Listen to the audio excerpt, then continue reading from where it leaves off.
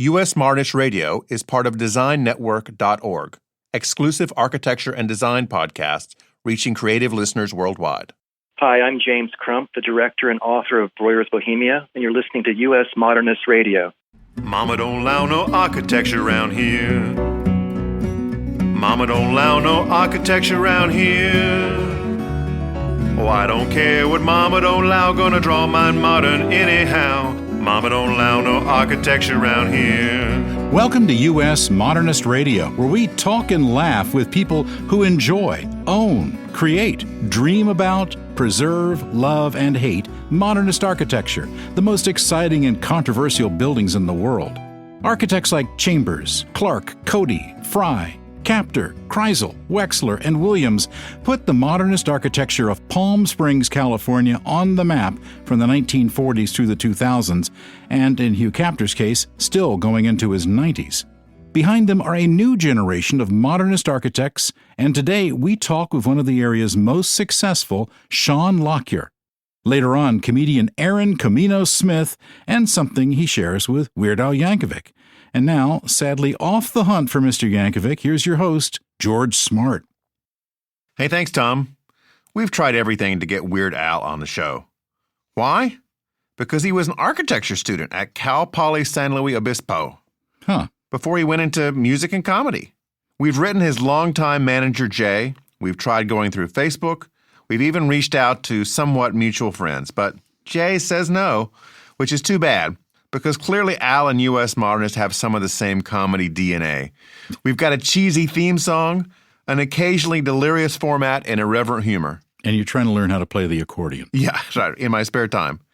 In researching Al, I got to look back at one of his first videos, one of which was I Lost on Jeopardy! The original host of The Real Game Show, long before Alex Trebek, was a guy named Art Fleming. And I'm pretty sure he dated my mom, so there's that. Super close connection. Oh, well, we'll try next for Frank Gehry. U.S. Modernist Radio is underwritten by Wendy Robineau and Don Beskin, and by modernist realtor Angela Roll. In episode 8 of our ongoing space saga, it is a dark time. Despite galactic happiness stemming from the continued spread of In-N-Out burgers, bringing the pure joy of the triple-double animal style across the cosmos, the Home Builders Association has closed down the modernist architecture schools.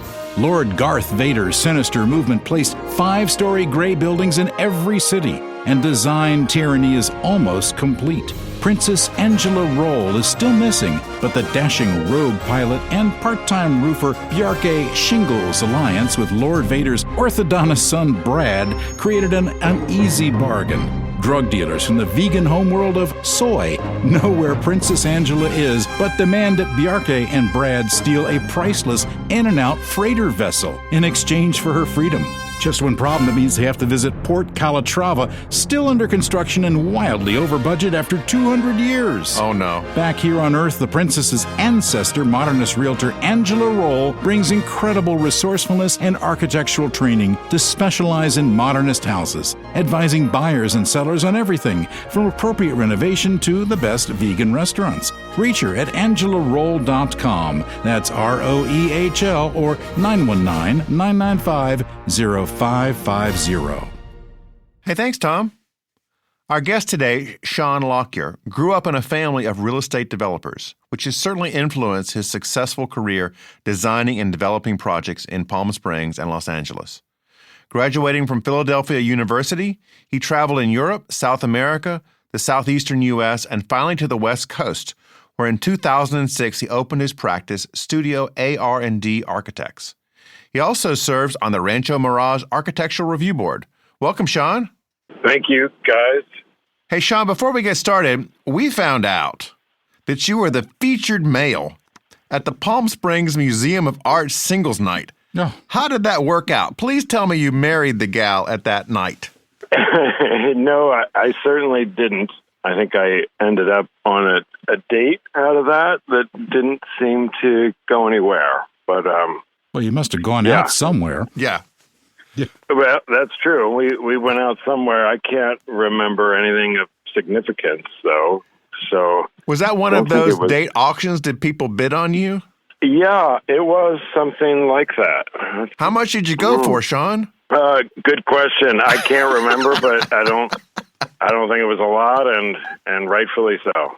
So tell me about growing up. How did your parents' business get you building things and studying architecture?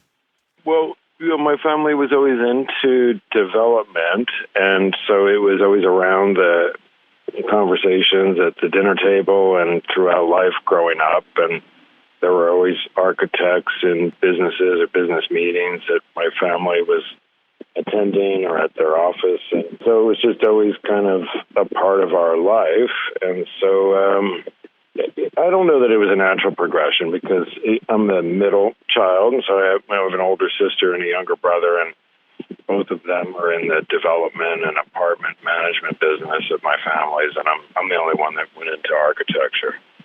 So have they hired you to do anything for them? Yeah, we've done some things. My family lives on a large, older estate with some very old structures on it back in Philadelphia, just outside Philadelphia in Wynwood, Pennsylvania. George Hewitt was the architect of a summer home called Maybrook out in Wynwood, Pennsylvania, and it's where my family still lives today.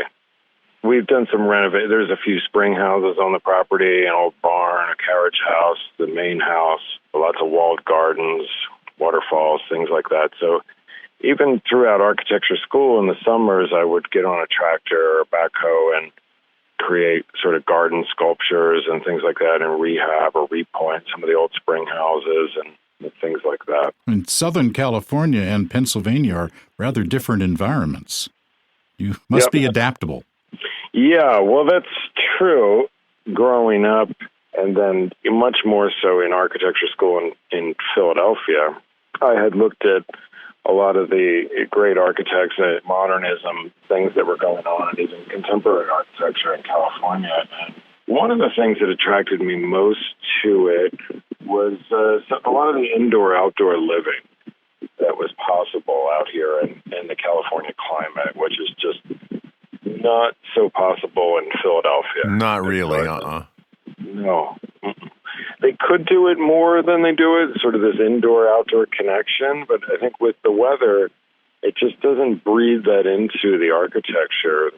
Sean, tell us about some of your houses and projects around Palm Springs. I was struck in doing research on you where I found an article that was just all about the gatehouse that you designed for Desert Palisades, which is a stunning little gatehouse. Yeah. Well, thank you. So that gatehouse, we call it the guardhouse. It's at the very front end, the front gate of a project called Desert Palisades, which is a gated community sort of on the hillside at the northwest corner of Palm Springs. And it overlooks the entire valley, and it's 110 home sites there, all custom homes. And so that project was in its very early stages of being graded and roads being put in and things like that when I met the developer. And at the time, we were building the Schnabel House. We have a general contractor's license also, and so we've built quite a few of our own projects. We've never been a contractor for hire other than our own projects, and that was a business model that we were chasing down for a while, and we're not doing that currently. But at the time, I was building the Schnabel House, and I was out front working with an excavator and some boulders, and the developer owner of that Desert Palisades project was kind of walking up towards me and onto the site, and I was thinking to myself, oh, here comes another looky-loo trespasser I'm going to have to chase off the property. And it was Ed Freeman. So he introduced himself to me as the owner and developer of Desert Palisades, and he had been an admirer of our work, and he asked us to design the guardhouse for him. So we struck a deal, and that's what we did. And yeah, I think it kind of sets the tone for the architecture that after getting to know Ed and what the project was all about, we kind of decided that this is the direction that the development should move towards. And so that was the goal, was to kind of set up the architecture for what was to become inside the neighborhood right there at the guardhouse. So for that, it needed to be contemporary, needed to be something kind of new and breakthrough, and also formidable at the same time. It's a very high-end community, and it needs to be secure, and so it certainly looks and feels strong, has a strength to it, but poetic at the same time. Yeah, you can bounce some bullets off that thing. Yeah, I think you sure could. Hope you don't have to. Yeah. No. Mm-mm. Now, No, was your house and Ray Cappy's house the first two to be built? Not really. There was a few other structures up there. So there's an Al Beadle house that was kind of recreated and reimagined from one of his original designs. That was the first house to be built up there and is still there. And so this would have, Desert Palisades Lot 50 was the second and Cappy's was the third. Okay. And how many houses are planned for the whole place? Well, there's 110 lots, but what we're finding we've got about 10 more projects we're working on up there right now, and we're finding that some folks are buying more than one lot to preserve their view or privacy or something like that. So we guess between 75 and 90 houses will be built up there total. How big are each of these lots, roughly? They're roughly between 15,000 on the small end to 27,000 on the larger end, 27,000 square feet. So just a little bit over half acre right. for the larger ones. And it's such a beautiful pocket of the mountains with a view down into Palm Springs. Yeah, I agree. There really is. And they're all hillside projects, which is great. So they all kind of stagger up the hills and down the hills. And yeah, they have great views. They're right on top of the mountains to the west and just at the foot of Mount San Jacinto there. And then to the east, there's just great views of the entire valley. It's got the Chocolate Mountains to the north and the windmills, and then south down to the valley of Palm Springs there and the mountains at the south end there. Where is this in relation to the tramway? Tram Road from Palm Canyon hugs the north end of this development. So okay. That if you were heading north on Palm Canyon, you would head west on Tramway and go up the hill, and then this project is just south of that. Okay. Now, one of your big successes a couple of years back was the house you created for the Schnabels. Was that the same family that had worked with Frank Gehry? No, everyone asked that, and it's a different set of Schnabels. But great family and a really great project. We're on our second house with them now. They have another property in Hermosa Beach, actually a double lot there that we're building on right now. And Disney had some interest in the Schnabel house in Palm Springs. Yeah, that's right. They shot a great video. They had a toy out. It was a series of 3 kind of robots for kids, and they shot one of the robot scenes right there at the Schnabel house, and it's amazing. I love that video, and we put that on our website. It's great. Did you get a robot? No, I didn't. And my kids were a little too young for that robot at the time, so I didn't buy them one, and now they don't sell them anymore, sadly. Darn it. Our research department says this was the Star Wars Sphero droids. That's right. Yeah. Mm-hmm. Probably only available on eBay now for a very high price. Yeah, that's probably true. But if you watch that video, and you can see that on our website, that they did a really great editing and scenes throughout that house. It was pretty amazing. Even caught some wildlife running through the boulders there. Wow. Yeah, it was great. And so it really kind of set up this more desert scene for them. We have a lot of Corten steel walls and structures on that project. So it was a really nice backdrop. You know, the thing I tell people all the time that are unfamiliar with modernism is that part of it is it's very much about the future. And certainly this house is. I mean, it looks like it could be built 400 years from now. That's right, yeah. And a lot of it reminded me of this Star Wars setting. So now when I go back and I watch these Star Wars movies with my kids, and I think they had this Jabba the Hutt lair kind of idea when they shot it at the Schnabel house. And there's lots of parts of it that are similar to that, contrasting with like this great technology on the interior of it, this refinement. Sean, tell me, for you, what does desert modernism mean in 2021 that's different from 1951 with Frey and Wexler and Cody?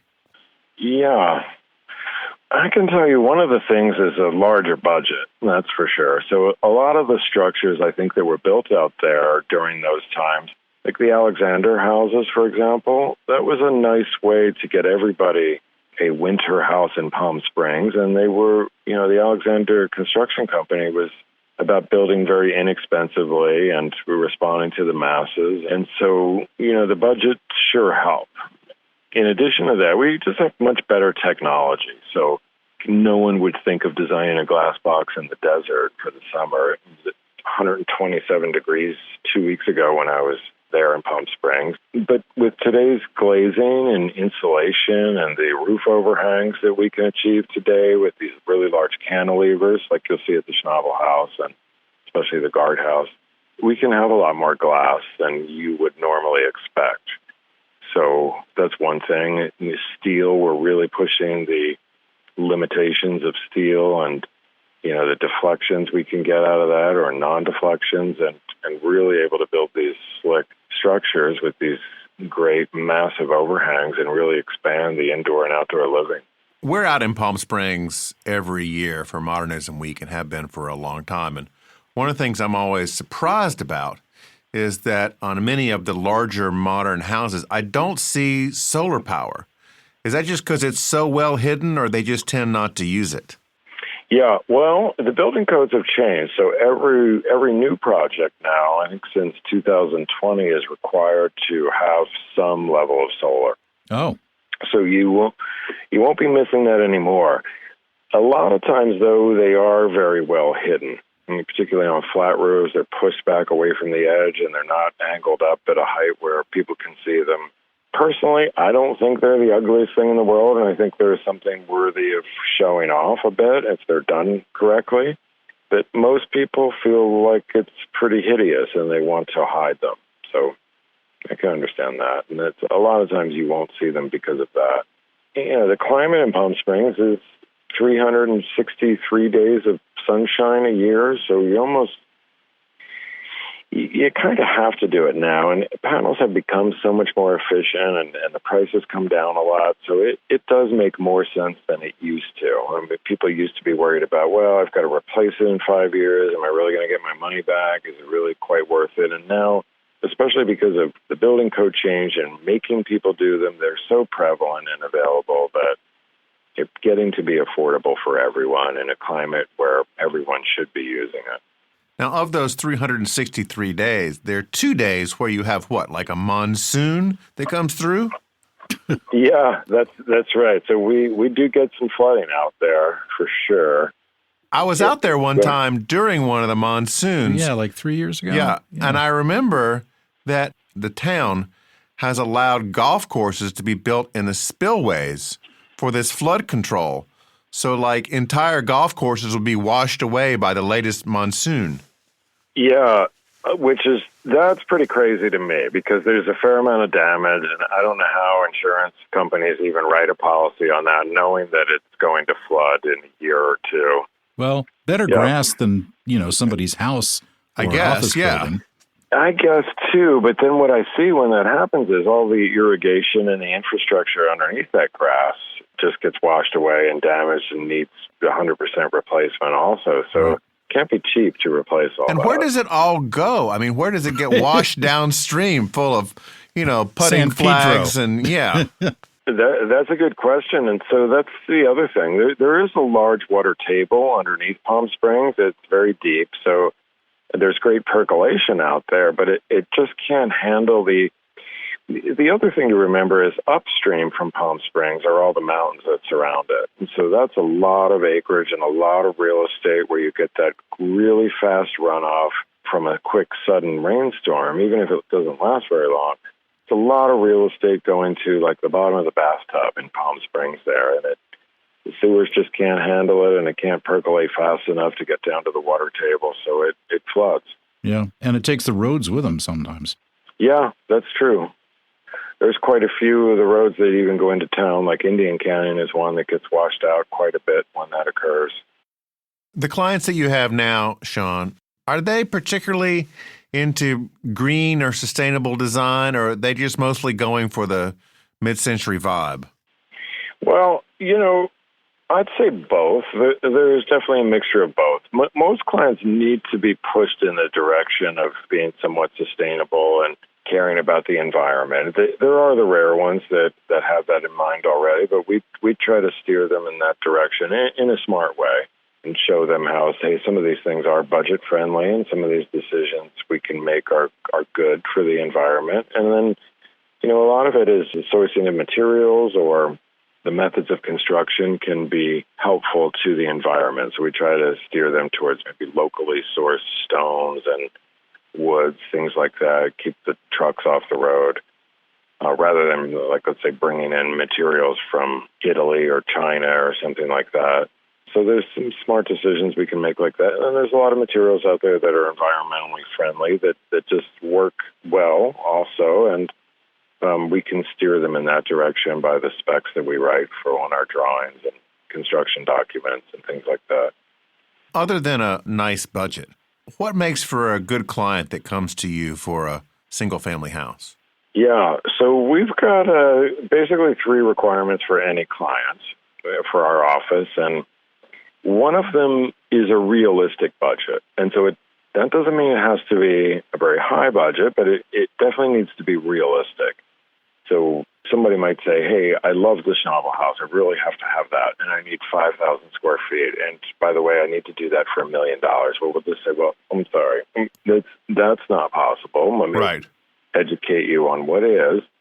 And if they understand that and get that, then that's great. Then check. We can check that box and move on to the other 2 requirements.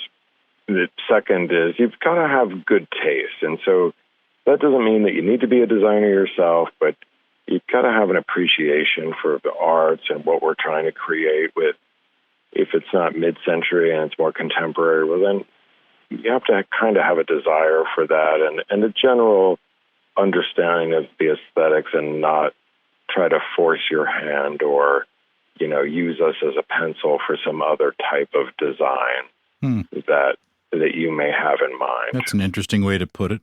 Well, I didn't make that up myself. I think it was a letter from Albert Frey to Corbusier where he was complaining about a client in Palm Springs, and he was talking about how I feel like I'm their pencil.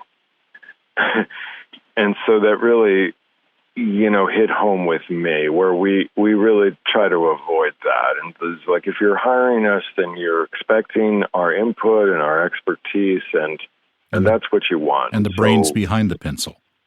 Well, that too. And I'm not the smartest guy in the world, and so I'm open to suggestions and alternative ways of doing things. And so I can appreciate that. But if somebody comes in and really wants to be the pencil or drive some idea that we're just not comfortable with, or multiple ideas, then that becomes difficult. So we try to sort that out in the beginning and steer clear of that. So what's the third box? Yeah, the third one's kind of easy, and so you've got to be nice. We don't want to work with people that aren't nice. And I guess they just reveal themselves in how cranky they are in the first meeting or 2.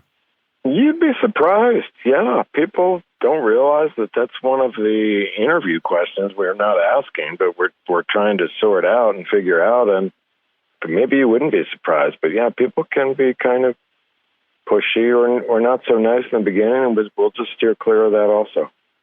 Yeah, a good friend of mine, she would talk about when she would go on dates for the first time, and if by the end of the evening she felt like she'd worked too hard, she just wasn't going to go out again.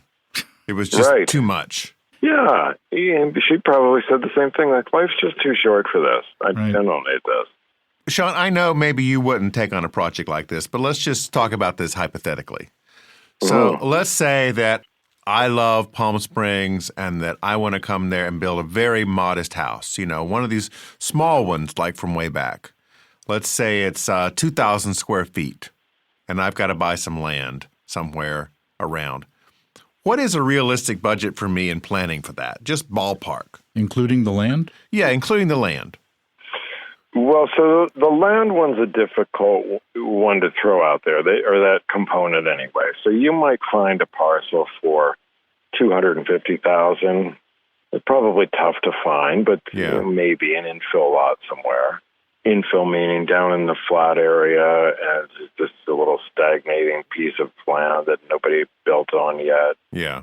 There's few and far between, but they're around. And then you might find another parcel we work on a lot of hillside projects out there, and so they become challenging. Not only are they more expensive, but they're difficult to grade and do the site work and the infrastructure on. You know, we exported, from that Schnabel project, we exported 6 million pounds of boulders from there. So Wow. Yeah. Where'd you put those? Pounds. Well, so we put them at different projects, but that's what we exported. And if you go drive by the Schnabel house today, you wouldn't believe the amount of boulders that are still on that site. We built walls out of stairs, you know, sculpted, cut them, hung them on walls in the fireplace. It was just an amazing amount of boulders around. I used it for fencing around the whole entire property, built these different tiers of landscape out in the backyard there. And that's everywhere on the hillside in Palm Springs, where as soon as you scratch the first half-inch layer of sand, there's boulders the size of Cadillacs underneath there. But let's say in our situation here, I'm on a flat piece of land. I don't have grading issues. Let's say I bought it. So I bought it now. I bought my $250,000 infill lot somewhere. So what do I need to plan for my 2,000 square foot house? Yes, we used to tell people about 550 to 800 a square foot, and now, you know, just over the last year and with inflation and the economy and the sourcing of things, we've raised that. So we'll say anywhere from $650 to $1,000 a square foot, $650 on the lower end, maybe $600. So somewhere like $1.3 million to $2 million. Yeah, I got my calculator out. Tom is calculating that. Carry the two, Tom. So 600 would be at the lower end. Yeah, okay. 600 a square foot. And I wouldn't go any lower than that, especially on a smaller house. Like, at least with a larger house, you get this economy of scale, right? Yeah. And then you get areas of the home that we could call, quote unquote, cheap square footage. But you don't get that with a small home because you're packing all the expensive stuff into just a tiny box. Like, you've got your kitchen, your bathroom, HVAC system. You got to be ready to drop $2 million minimum, lot and house. Yeah. Okay. Well, you know, I'll have a bake sale. If that's not your channel to be on, there's a huge number of homes and condos out there that are, anywhere I've seen from like 400,000 to 800,000 that you can pick up. If you no doubt about it. If you just want a place to hang out, and a really nice place too. Yeah, could be. And, some of them with a pool, and maybe it's a neighborhood like outside of Palm Springs or something like that, or there's tract houses out there and certainly tracts of condominiums. Those folks aren't calling our phone number, though, if that's what they want. Yeah. Now, are you involved in any commercial projects in Palm Springs, like a new Modernist bank or something along that scale? We do have commercial projects now, and some of them are hotels that we're working on. There's a dispensary in Palm Springs. There's quite a few in Palm Springs now. The one we're working on dispensary. is beautiful. Are we talking about cannabis? Yes, we are. Okay. It's a retail facility for cannabis Retail products. Cannabis. Are you working any other types of commercial projects? Yeah, well, so hotels. Okay. We've got there's 2 hotel projects we're working on right now. Both of them are out in the Joshua Tree area, and there's a sort of this community type of building component to them, a restaurant component, and then the rooms and the site, the pool, all of those components to them. We do a lot of landscape design.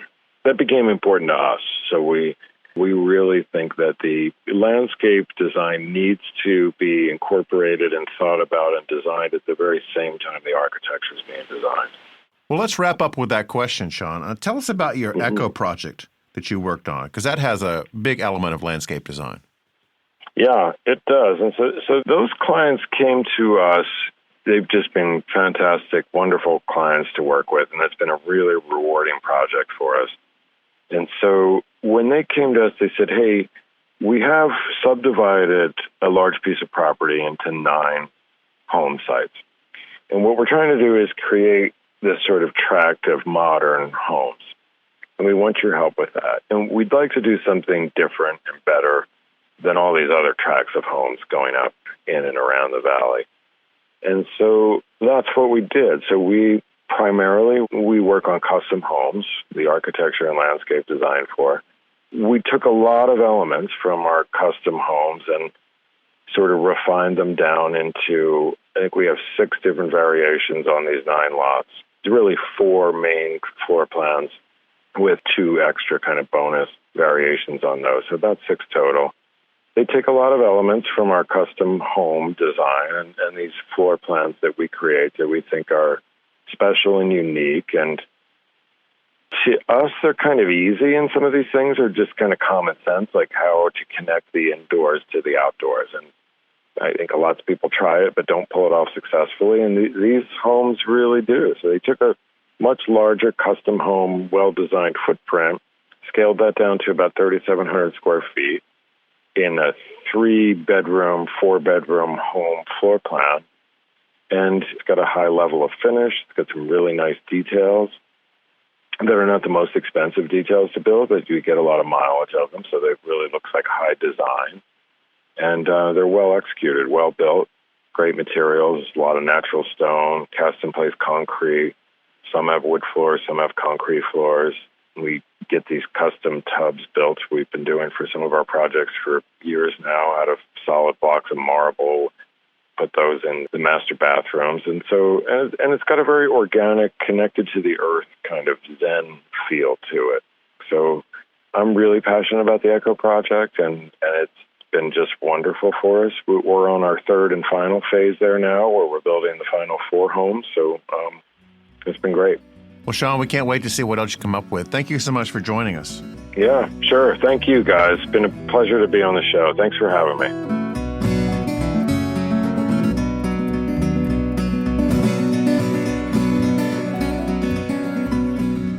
Aaron Kominos Smith grew up in New Jersey and studied architecture at Cornell. Go Big Red! Where he practiced bowling and was also a member of the Whistling Shrimp Improv Group. After graduation, Aaron worked in New York as an architect at Cohn Peterson Fox Associates for 2 years before he decided to construct jokes rather than buildings. Since the change to comedy, he's made appearances on college campuses, Comedy Central's Inside Amy Schumer, MTV, and American Movie Classics. Aaron created the But I Also podcast, where he interviews people about their jobs as well as their passions outside of work. In addition to what appears to be a daily scheduled panic attack, Aaron keeps busy with the other Keebler elves baking cookies in a tree and appearing in series like Gigahose and The Living Room Show, which is Brooklyn's longest-running stand-up comedy show. Welcome, Aaron. Hello. Hey, Aaron, there's so much to unpack here. I mean, the daily panic attack, working in a Keebler tree, The Living Room Show. Where do you want to start? Well, let's see. Let's throw in a few more of my jokes and my bits there, and we'll unpack all of them together. Okay. But you pretty much summed up some of my favorite jokes that I do on stage. Yeah. You don't really live in a tree? I don't think he does. No. That is specifically a joke about my height and being small and people not believing me that I am pretty short. So the only way I could really convince them is if I was in a tree baking cookies. And how long have you been doing The Living Room Show? That was, my friends started that about 15 years ago at this point, and then took over from them about 6 years ago. It's a great opportunity to perform every week in a little coffee shop, and we keep it as a clean show because we want comics to be able to work on their television sets, practicing a set for TV. Yeah. When you've got one comic cursing and being really dirty, and then you go up and say, "So my family's weird." Yeah. Kind of a strange transition when you do that. So it's a great opportunity for me to force myself to write new jokes every week because we have a lot of regulars that show up from the neighborhood. What came first in your growing up? Was it architecture or comedy? I think it's the chicken and the egg at the same time at that point. It was, I loved Legos. I had a model train layout from the time I was maybe 6 years old. So I loved building and designing and creating, but I also just loved laughter and making people laugh, and did some stand-up and improv when I was in high school. And then, there's no such thing as getting a bachelor's in humor, unfortunately. Yeah, so I decided architecture was going to be the thing, and it turns out there was this second thing that was always kind of there. So you went to Cornell, and what was that like? Who were the big deal professors on campus? I'm trying to remember. I think most of them have either moved on or are no longer, either moved on physically or moved on in life. We had Jerry Wells was one of my favorite professors that was there. Joseph Cho, Felicia Davis, really just great professors that really just said, this is your time in school. Don't worry about reality. Don't worry about budgets. Sometimes don't even worry about gravity. Just, come up with a concept. Let every decision you make in your design enforce your concept and reinforce your concept. And if it isn't, you're making the wrong decision. So were you thinking you were going to major in architecture? Yeah, no, I did it. I did the full 5 years. I graduated even with a concentration in architectural theory, and I've got a degree hanging on my wall. Okay. Now, there were a lot of lofty definitions of architecture I'm sure you encountered during school. But tell us about the Aaron definition of architecture, which I find very elegant. Oh, I have a definition? Yes, you do.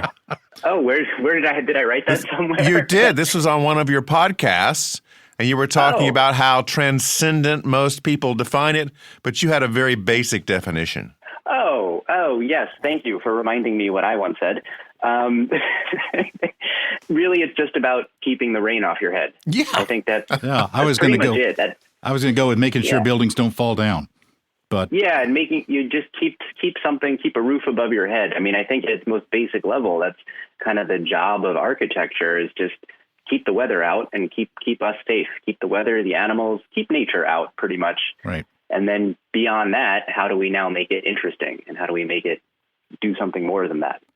When you were at Cornell, were there any hilarious pranks that got pulled in the architecture department, or was it just people spending 24 hours a day in studio?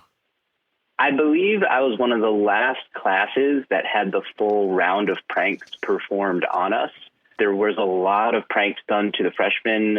For example, the first full review that the first-year architects had, that was called Desk Day. So while we were in the main room with our work pinned up on the wall and we were exhausted, so we had stayed up all night, all of the second years came down and they stacked all of the freshman desks on top of each other. So your full, everything, your backpack, everything that was on your desk would be stacked on top of someone else's desk. Hilarious. And they wouldn't just put the desks next to each other on top. They would take them from one side of the room all the way to the other side. And then it was great because then it kind of forced bonding, because then you had to coordinate with everybody and people you've only known for a month or so at that point. You had to talk to them and say, wait a minute, whose desk is this? All the desks looked the same at that point. But you had to open up the drawers and see what stuff was inside and rearrange everything. And then some of the pranks got worse from there. They convinced us that they were going to turn the sprinklers on at midnight right before one of our final reviews, which obviously they can't do because that would turn the sprinklers on in the whole building if they did that. Right. So that's indoor sprinklers, not the ones on the lawn. Yeah. Okay. No, actual fire sprinklers. They convinced us someone was going to light a match and get all of our desks wet and ruin our models. And, but now everything's just on a computer. So there'd be nothing to ruin. You grab your laptop and run out. Now, what year was this, Aaron? This was from 1999 to 2004. So this was back when Richard Meyer was still a patron saint and not in so much hot water. Oh, yeah. This is back when he was some of the professors revered him. And, you could tell they didn't have a tattoo, but if they did have a tattoo, it would be of his face. Every building was white, right? Every building was white. That was some people kind of gave us a little guff saying, oh, you're just pushing a bunch of squares around and rotating a couple of them slightly.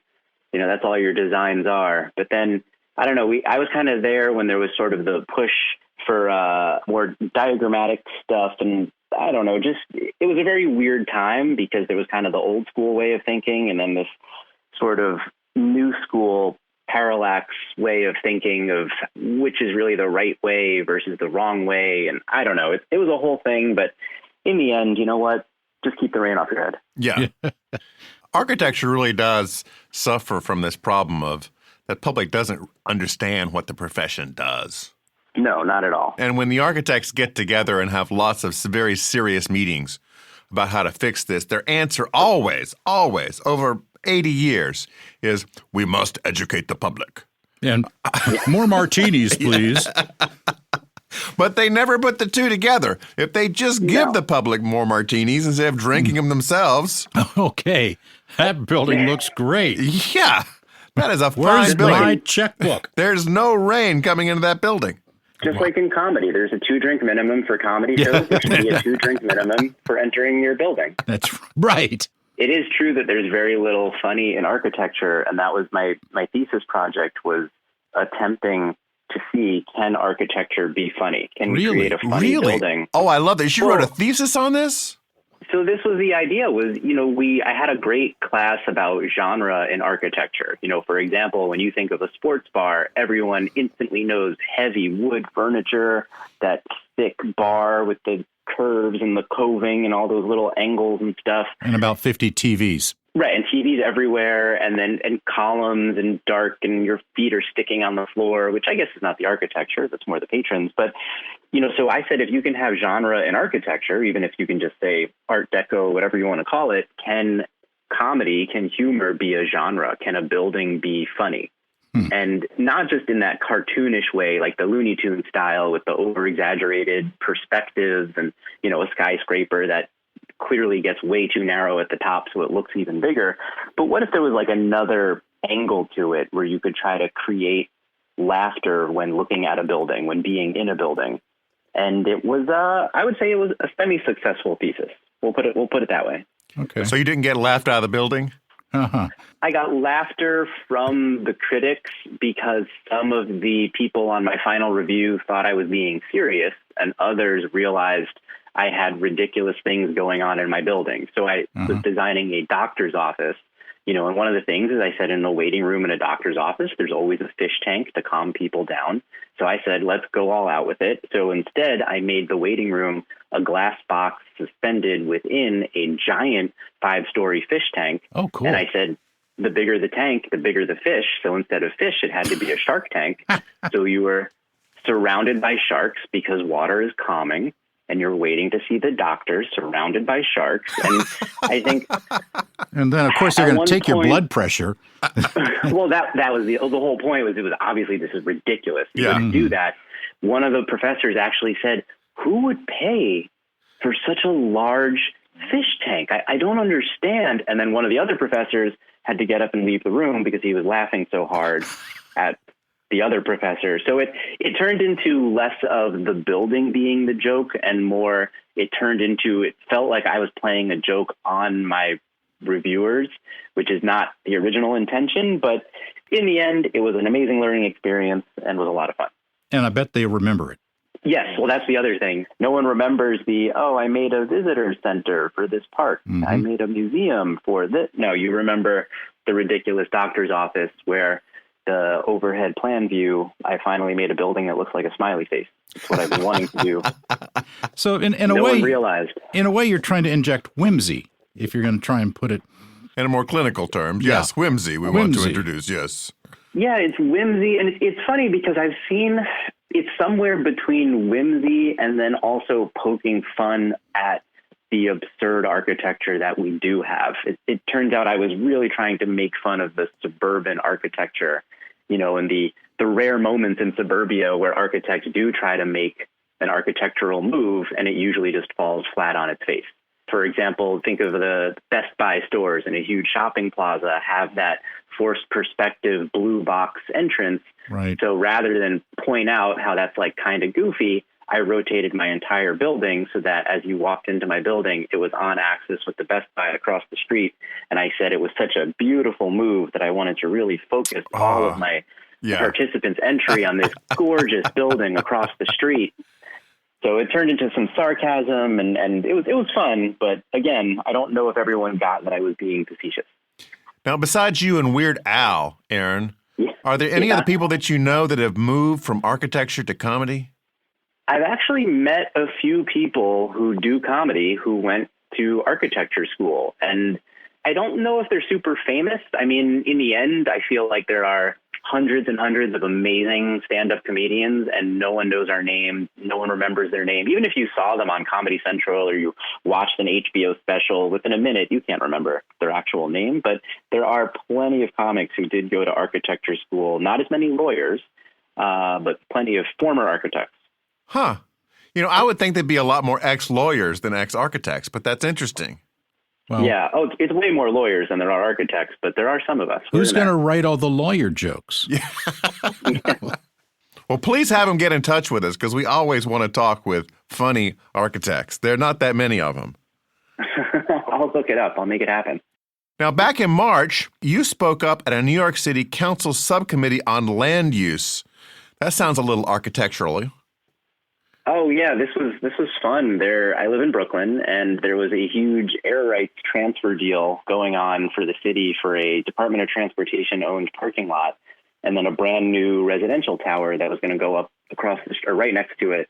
And they wanted to sell something like 90,000 square feet of air rights to build an office underneath the residential. And it turned into a whole issue where the architects, they presented renderings of the buildings, the with and without this 90,000 additional square feet. And the two buildings they presented were almost identical.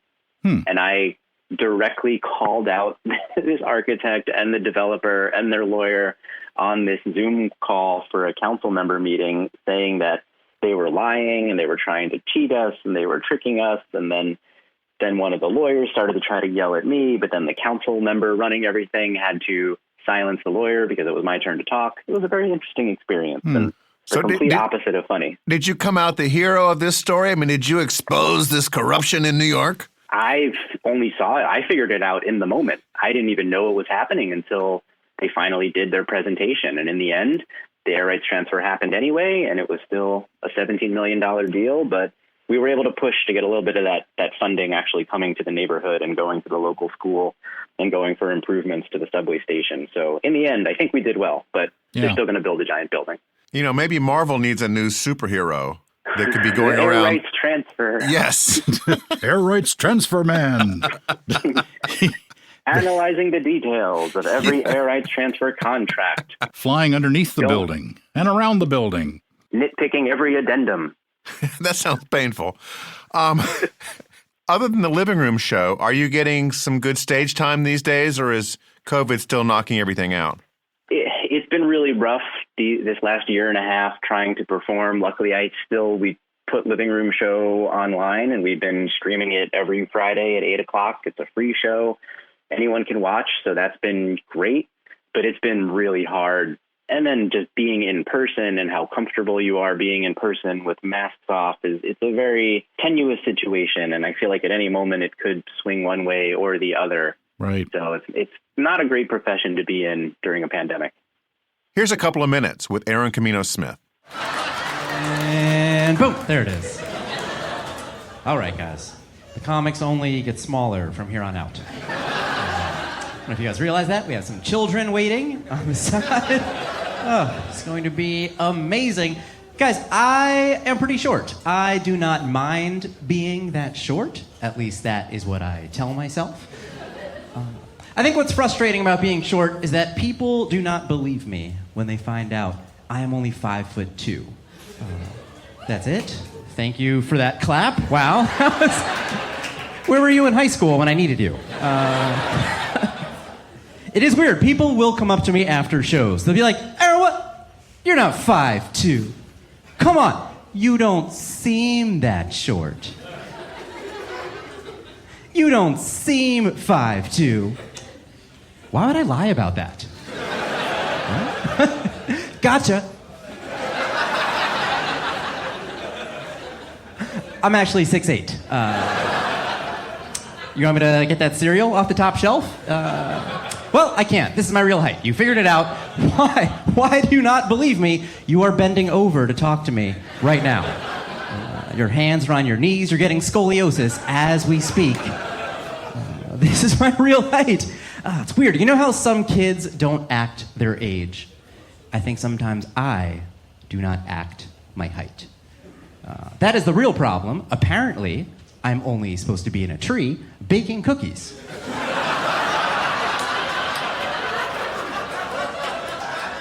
No. This is really weird. I am speaking with confidence. I apologize for that. I'm sorry that I threw you off. I don't know if you guys know this. Women are not very excited when they meet short guys. I don't know if that is a surprise to you. Yeah, there's not a lot of that. Tell us, what's the first thing you look for in a man? Small. everywhere. Well, I've got just the guy for you. He doesn't seem that short, but oh boy, he is. He is. Oh, that's silly. All right. I gotta make up for it. I gotta sound smart. All right, I like to be intelligent. I think we all want to sound smarter, right? Here's my suggestion. If we could all stop doing this, that would be great. Can we all stop singing the word awkward? Right? You know what I mean, right? When people are like, oh, I meant to invite you. Awkward. That is really freaking annoying, all right? Look, you don't sing during other uncomfortable times of your life. Right? Never been like pulled over by the cops and just been like, oh, I'm sorry. What seems to be the problem? Officer! No. That would get you tased, all right? That is not good. If you want to sing awkward, that's fine. Just don't be all weird and creepy about it. How about you belt it out and enjoy yourself, right? Have some fun. Sing it boldly and confidently. I like to sing it like it is the last line of the national anthem. Right? That's how I like to do it. Oh, what's that? My fly's been unzipped? This whole time? Awkward.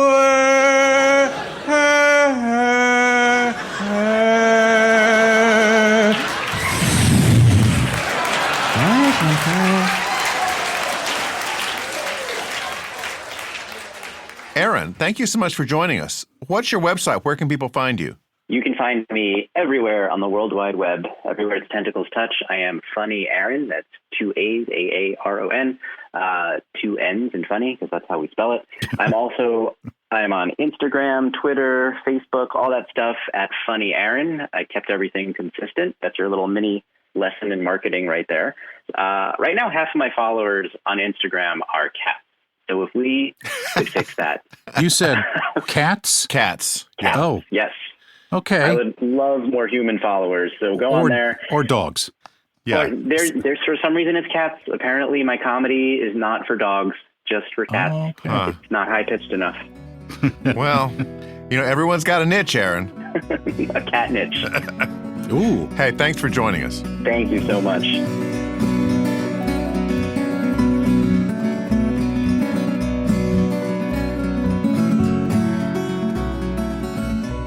Thanks for listening. U.S. Modernist Radio is underwritten by Wendy Robineau and Don Beskin, and by Modernist realtor Angela Roll. Okay, Tom, wrap us up. Visit usmodernist.org's massive archives to listen to past shows, discover documentation of 8,000 significant modernist houses, and access 4 million pages of classic 20th century architecture magazines. U.S. Modernist Radio is produced by Soundtracks Recording Studios in Raleigh, North Carolina. Our theme song was performed by George Smart and Robinson Earl. Rogue archivist Carrie Cesarino researches guests over a venti latte after dropping her kids off at Comic-Con. They never turn kids away. It's evil, but it's brilliant. U.S. Modernist Radio is a production of Modernist Archive Incorporated, a nonprofit educational archive for the documentation, preservation, and promotion of modernist residential design. I'm Tom Guild. George and I'll be back soon with another rip from the Headlines of Architecture magazine's edition of U.S. Modernist Radio.